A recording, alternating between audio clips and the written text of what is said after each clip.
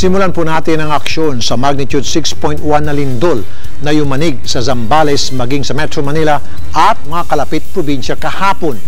Pero sabi ng PHIVOLCS, hindi pa raw ito ang tinatawag na the big one. Para sa detalye, umaaksyon live mula sa tanggapan ng PHIVOLCS sa Quezon City, si Patricia Mangune. Pat, kung hindi ito ang pinangangambahang the big one na dulot ng West Valley Fault, ano raw ang sanhi ng lindol kahapon?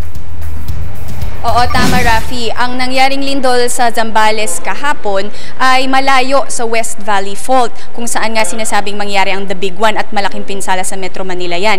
Kaya tinitignan ngayon ng PHIVOLCS kung anong fault line ang gumalaw, kung ito ba ay bagong fault line o kung ito ay bagong extension o segment ng existing fault line na IBA fault line at ang East Zambales fault line. Kaya inaalam pa rin yan hanggang sa ngayon. Rafi? Okay, magkakaroon pa ba ng mga aftershocks? At kung sakali magkakaroon, gano'n naman daw ito kalakas?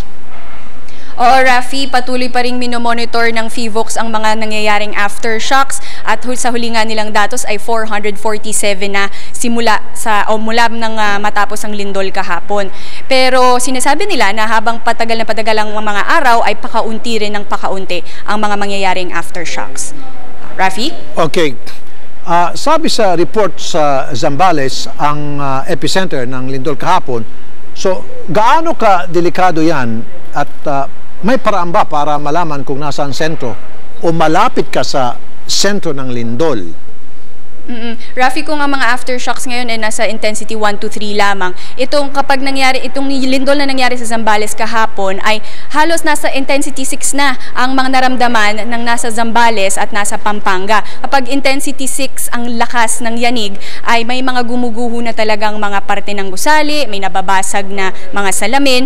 Kaya't ang isa ring palatandaan kapag malapit ka sa epicenter, ang galaw ng lupa, mararamdaman mo talaga ang primary movement na up and down, gayon din ang side to side o ang horizontal movement. Kapag mas malayo-layo ka na sa epicenter, mas mahina na rin ang yanig at ang nararamdaman mo na lamang ay ang horizontal movement ng lupa.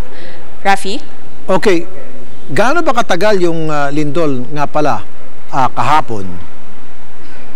Wala, nasa 1 minuto lamang lagpas, hindi naman ganun lang kaigsi iyon, kaya't ang pinapayo nga ng PHIVOLCS dapat antayin muna na matapos ang lindol o ang mga pagyanig bago tumakbo palabas ng gusali, dahil mas delikado ngayon, mas mahirap tumayo at mas mahirap maglakad, lalo ka pang matitisod, maaksidente, maari pang magka-stampede, kaya't wag dapat magpanik kapag ganyan kalakas ang lindol.